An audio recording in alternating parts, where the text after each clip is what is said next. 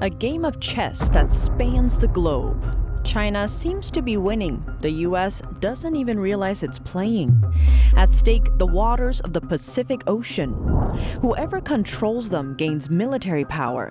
China has been buying up islands in the region, paving the way for future military bases. Unlike news from the South China Sea and larger Indo-Pacific regions, those actions haven't been making headlines. Rather, the silent development is much closer to U.S. shores. In this special report, we look at what China's presence there means for the U.S. going forward and what can be done to even the playing field.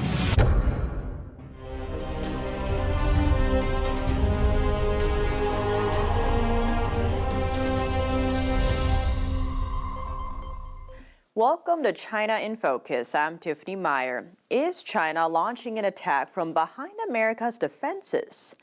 That's what some are saying. Asia czar Kurt Campbell recently hinted that China poses a, quote, strategic surprise in the Pacific. So what does that mean? Let's look at a map to see what's really being played out. News headlines proclaim the U.S. and its allies are holding joint naval drills in the South China Sea and Indo-Pacific region near something called the First Island Chain. Effectively, it's a chain of islands that stretch from Japan down to Taiwan, to the Philippines, down to Indonesia and Malaysia. Grant Newsham, senior fellow at the Center for Security Policy, goes on to note why the chain is so important. And effectively, if you look at the map, it blocks off the Chinese People's Liberation Army, the Chinese military, when it's trying to get out into the Pacific. So it's really a defense line, and Taiwan is right in the middle of it. And obviously, if the middle of your defense line falls, that the other side has really free access into the Pacific. But that hasn't happened yet. So what the Americans are really thinking is to kind of defend along that first island chain. And that's sort of the front of America's defenses. This chain of islands blocks China's military from accessing the deep waters of the Pacific Ocean. Reaching those waters would allow China's nuclear-armed submarines to dive deep enough to avoid U.S. detection and be able to launch a surprise assault on American shores. Now, as Newsham points out, if there's a front to the defense line, there's a back. What the Chinese have done very cleverly over the last 20, 30 years really, is to establish themselves in practically every island in the Pacific, to including American territories. China has got a presence, a foothold, in nearly every island in the Central Pacific, the South Pacific, the Southwest Pacific, and as far as the west coast of Latin America. So while America's defending forward, China is popping up in the rear. To do it, Beijing has been racking up influence in what's known as the Second Island Chain. Alex Gray, senior fellow of the American Foreign Policy Council, explains. So the Second Island Chain is basically Oceania, the islands that stretch through Guam, Micronesia, down through Solomon Islands, and Vanuatu, down towards Australia and New Zealand. The importance of this second island chain goes back centuries. But let's just look at World War II. And these are the islands that Japan made a tremendous effort to militarize, to colonize, to fortify, and that a tremendous amount of blood and treasure was expended by the Americans and our allies to liberate these islands in World War II. Now, some might argue that's all in the past, but these islands also serve another purpose. Strategically, they're so important because if you're thinking about with the United States military needing access to East Asia, whether the scenario is a hypothetical scenario involving Taiwan, a scenario involving Japan, a scenario involving the Korean Peninsula, we have to have the ability to supply our forces in the region from the West Coast and from Hawaii, primarily by ship. And in order to do that, we have to pass through the islands that comprise that second island chain. Now, judging by news headlines, it seems the U.S. has focused on the first island chain, but China's taking a different approach. China has expressed interest in military bases across that second island chain, because we have to have unfettered access to get our troops, our ships, our aircraft, our supplies through those islands. Cutting off that kind of access has been a military strategy stretching back through the ages. We know that historically having that access is critical to being able to project power throughout the region and also being able to deny access to your competitor. And Beijing seems to be brushing up on that history. Historically, if you take a map of where Imperial Japan had its military bases before and during World War II, and you overlay that with where China has publicly expressed interest in gaining military access, it's almost the exact same location. Sometimes it is literally the exact same location. Manus Island in Papua New Guinea is one example where literally the Japanese had a base before and during World War II, and we know that China publicly attempted to get a base before the U.S. and Australia were able to head that off. As for how critical that access is, I would say one of our highest strategic priorities in the Pacific since World War II, and including now, is to ensure that those islands remain free and open for the U.S. and our allies to access East Asia. But how did China get such a foothold? Starting with commercial presence, getting Chinese people into these islands, running small businesses, taking over, dominating the main industries, say the fishing industries, for example. And commercial presence and power equals political power, and particularly as the Chinese go to work.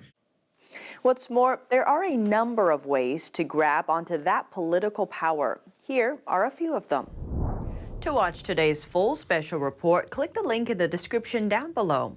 We are working with Epoch TV, and all full-length special reports are published there.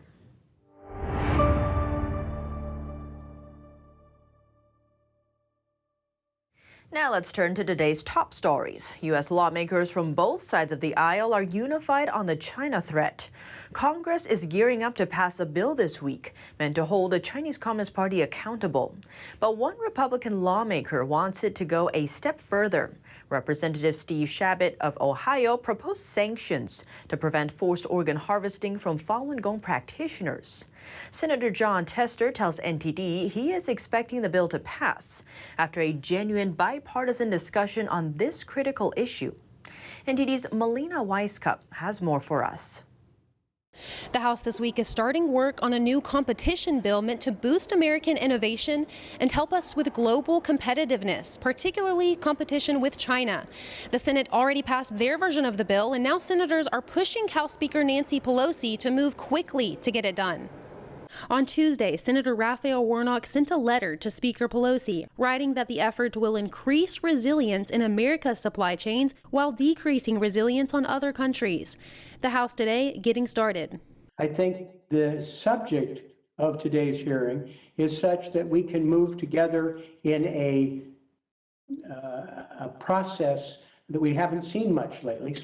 And it goes further than economic initiatives. It takes action to address human rights. It would impose sanctions for human rights abuses of Uyghurs in Xinjiang.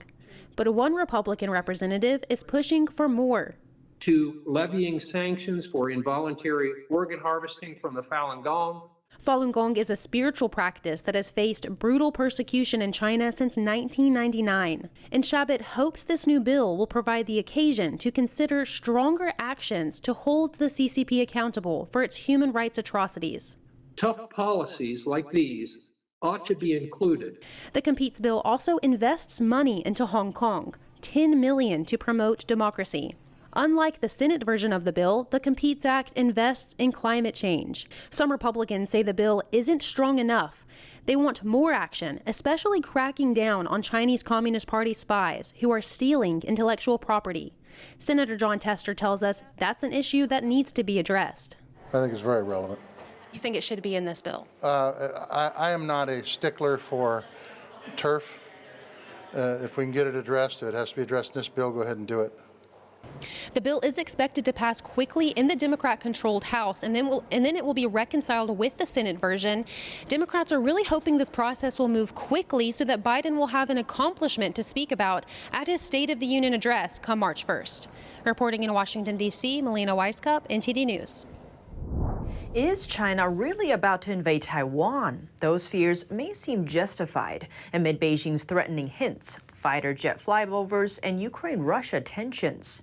But a former Chinese army official says the Communist Party's internal struggles are hindering its ability to take Taiwan by force. Russia's aggression towards Ukraine is making waves far from their shared border. That's as another area faces similar intimidations from an authoritarian neighbor. The island of Taiwan is preparing for a possible invasion from the Chinese Communist Party, or CCP, but according to a formal Chinese military official, such fear is unnecessary. The CCP is unlikely to take advantage of this opportunity to invade Taiwan, especially at this time in 2022. Yao currently lives in the U.S. He says that lack of opportunity is all because of the 2022 Beijing Winter Olympics. And on top of that, Yao says Chinese leader Xi Jinping is busy focusing on the 20th Communist Party Congress this year. Yao adds that Xi doesn't want to pick a fight, nor does he want a possible Russia-Ukraine conflict to spark. A major altercation between them could impact China too. The possibility of China waging war on Taiwan has persisted for years, but Yao adds that based on his knowledge, Beijing's senior military officers are no longer falling in line. One, there was no chance of winning the battle against Taiwan. If so, it would be the end of the CCP and the regime would lose control of China. Two, if we lose, not only will many people die, but China's military power will be greatly weakened. That's according to internal letters Yao received from China's army. The joint U.S. and Japan forces could destroy most of China's naval and air forces, which would be a huge loss. Secondly, how would a soldier who has lost a battle be viewed by society? As you can imagine, they would be very embarrassed. So there are a lot of rumors within the army, which have also spread to Xi Jinping's ears. But why is the Chinese military so worried? Yao says since 2018, the military has analyzed possible scenarios for war with the island. All of them lead to one conclusion. That is, the war cannot be won, especially with the US and Japan getting involved. Still, Yao says Chinese leader Xi will still stick with the tough rhetoric about conquering Taiwan by force, but only to boost his chances of staying in power for another term.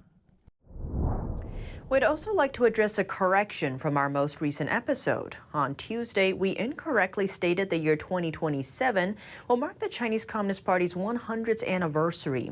That year represents the 100th anniversary of the Chinese military, known as the People's Liberation Army, or PLA. We regret the error.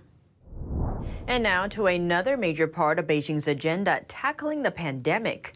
A new wave of COVID-19 infections is striking Tianjin. It comes after the city partially lifted its lockdown over the weekend. It's the same city where Beijing first detected the Omicron variant. Tianjin is more than 80 miles from Beijing, China's capital, and home to this year's Winter Olympics. Chinese state media outlets say Tianjin reported 12 positive cases on Tuesday, 5 more than the day before. Due to the Chinese Communist regime's history of cover-ups, NTD cannot independently verify these numbers. The surge in reported cases comes on the second day of the Lunar New Year holiday and the Year of the Tiger. It's a time when people across Asia traditionally gather to celebrate with friends and family. Most of these positive cases are concentrated in 2 of the city's districts. There, authorities put strict controls in place, effective immediately. In one district, Hedong, provincial officials announced early Wednesday morning that certain residential buildings had been sealed shut. They also adjusted all local residents' digital health codes, part of China's contact tracing system. Now, all of them show red, meant to reflect a high potential of virus infection. The red codes bar residents from leaving their homes. A number of other buildings have also been labeled as controlled areas. Residents there are likewise forbidden to leave and are blocked from gathering. Their health codes now read orange, indicating a mid-level risk of infection. All residents in both areas must undergo regular virus testing. On top of the residential closures, a Hedong resident told the Epoch Times that officials shut down all nearby businesses. They said the shutdown is expected to last at least 10 days. Hebei district authorities took similar measures. The entire area and some surrounding areas are under lockdown, and one hotel there was evacuated. The district began a new round of virus tests at 7 a.m. on Wednesday. Massive testing for the greater population is also in progress, beginning that same morning. And that's all for today's China in Focus. Thanks for watching, and see you tomorrow.